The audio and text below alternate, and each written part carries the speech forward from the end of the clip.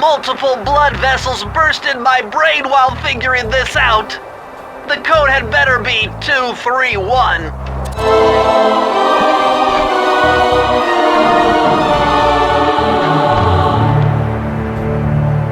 Amazing! Colonel Reed Cooper's time stopper technique. Press the triangle button and execute a flashbang that will stun all guards in the world for a few seconds.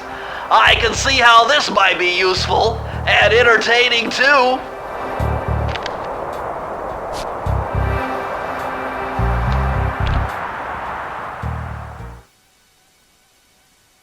At long last, the Thievius Raccoonus restored to its original state.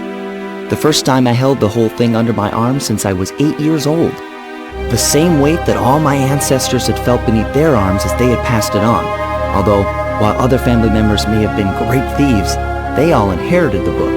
I got a chance to earn it. I had taken down the Fiendish Five, having used the moves my ancestors taught me, and become a master thief along the way. The time had come for me to chronicle my own adventures into the great book.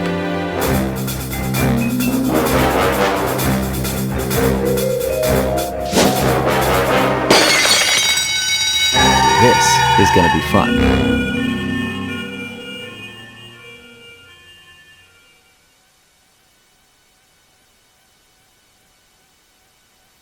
You've done it, Sly! The Thievius Raccoonus is complete! Now, try beating all the Master Thief sprints to unlock the designer's commentary. Once you've unlocked them all, I've got a special behind-the-scenes movie to show you.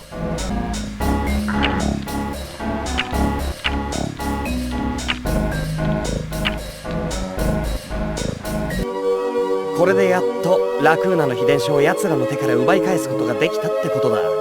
デアボリック5の連中、ローリー、マグショット、ミズ・ルビー、パンダキング、そしてクロックベルク。戦いは楽じゃなかったが、やっと秘伝書が本来の持ち主の手に戻ってきたってわけだな。もちろんここまで来れたのは頼れる仲間たちがいたからこそだ。二人とも大変だったろう。本当に感謝してるよ。まあね、初めのうちは無理して強がってたくせに、なんだかいつの間にか結構いい根性を見せるようになっちまったもんな。そしてベントレー、彼の頭脳とナビゲーションがなかったら、多分俺は最初のボスも倒せてなかったろう。信頼できる仲間がいてくれる、ありがたい話さ。もちろんこの可愛い子ちゃんのことも忘れちゃいけねえよな。もっと仲良しになりたかったんだけど、俺たちはまた追われる側と追う側に逆戻りってわけだ。と思ったら、彼女本気であの約束を守ろうとしているらしい。俺に10秒の猶予をくれるみたいだ。8、7、6、5、4、3、2、1。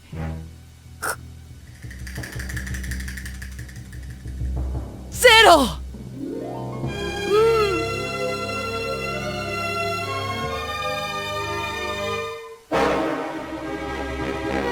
あんの野郎！いや、正直ちょっともったいないとも思ったんだけどさ。でもな、またカルマリータとは近いうちに会えそうな気がするんだ。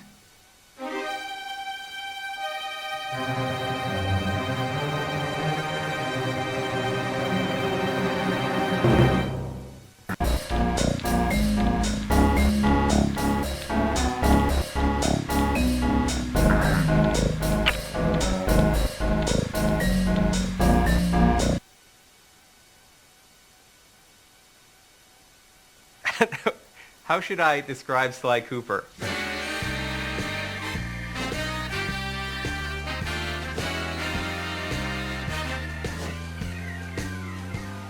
He's charismatic, suave, debonair, cool, slick, fast, stealthy, athletic, he's a daredevil. Sly Cooper is charming thievery. We started with the idea that we wanted to do an action game where the primary character was a thief. The choice of a raccoon was a pretty natural fit in terms of, you know, obviously the mask being in place, being, as Dev would say, a creature of the night. We very early on wanted to make a game that looked and felt like a cartoon, but was one step closer to realism rather than flat and graphic. We started experimenting with different ways we could bring this character to life, cell shading, how to make it feel like a cartoon but still feel like a great 3D game. We want it to actually look like it was inked and painted, and we want the backgrounds to be, really lush and have a painted look, so it looks like it's a living animated episode that you've been thrown into.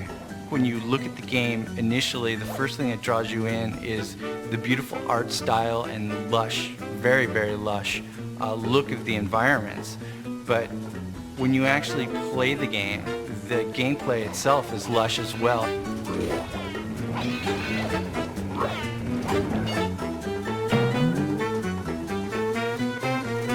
The original conception of the Sly character was a much more realistic raccoon, chubby and not quite as lithe as the character is now, and it kind of evolved as we went along. Once we got to that part where he kind of evolved into what he is now, my main job was to take him and try to put every bit of thiefiness into him that I could. He was kind of tiptoeing, and he's really like rearing back to like ease his foot forward, trying to keep all his weight back so his foot falls softly on the ground, and really try to hone his personality through subtleties in the movement and really try to push the thiefiness.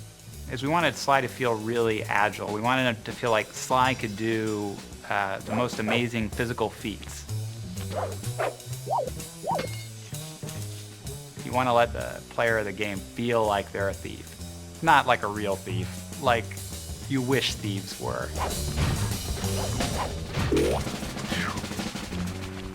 Sly Cooper's story is really cool. He comes from a long line of super raccoon thieves.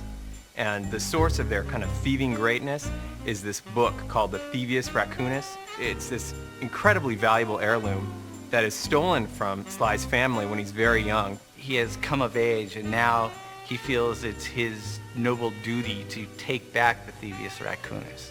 Sly has two buddies, Bentley and Murray.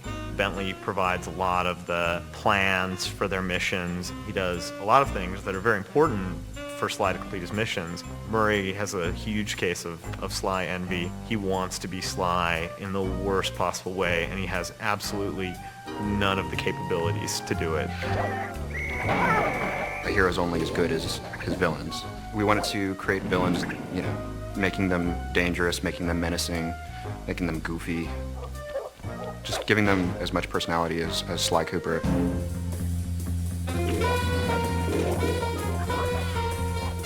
It's a super high bar being in the action-adventure category. I mean, all of the greatest games, the best games that are out there are all action-adventures. The genre is such that you have to really excel in every single phase of the game. Going from saying Sly should be sneaky to actually having him feel sneaky in the game is hard. You have to start and you have to get the animation right, then you have to figure out how the engine's going to play the animation and how it gets affected by where he is and what he's doing, and how the player can feel in control at the same time. People are doing shoot-'em-ups and things with, big weapons and things like that. And this is all about character. So you can get the feeling of, I am Sly and I'm sneaking around. Anytime we can exploit anything in the environment, build it in a way that, as Sly's running over, it might seem more stealthy. We completely exploit that. And our golden rule is whatever is thiefier wins. If you want to make a game that looks different, the PS2 gives you the opportunity to do that. As a programmer, it has a ton of tools for solving all sorts of different types of technical problems. A big focus for us has been in getting our tool set to the point where the artists were really unconstrained. Artists will come to us with, they want the game to look this way, or boy, can we have a line around all the characters, the cell shading that we do, or how can we do the lighting models so that things that are bright have certain colors on them. And they have a lot of really cool ideas, and I and the other people on the programming team work on trying to get the technology put in place so that we can make those ideas happen. What we were able to do was put together our own lighting algorithm in vector units and then do the same thing for the cell borders that we put around all our characters. We could get it to all run super fast and have it all look different than other games. That was really our goal from the start, was to have a game which looked different. It's been an interesting process building a team to build a game like this. It's been great working with such a dedicated group of people. I've never really ever worked with a group I think as hardcore as this. It really does require unbelievably talented artists, unbelievably talented programmers, and unbelievably talented designers. How you doing?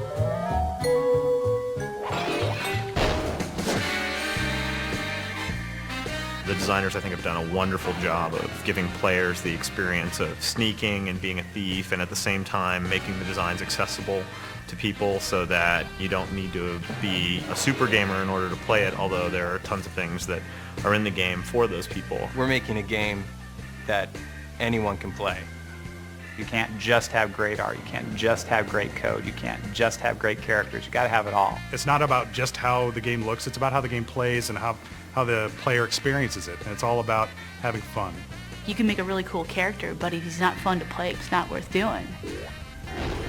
Sly is cool, he's collected, he's adventurous. Sly is Sly. It is not a misnomer.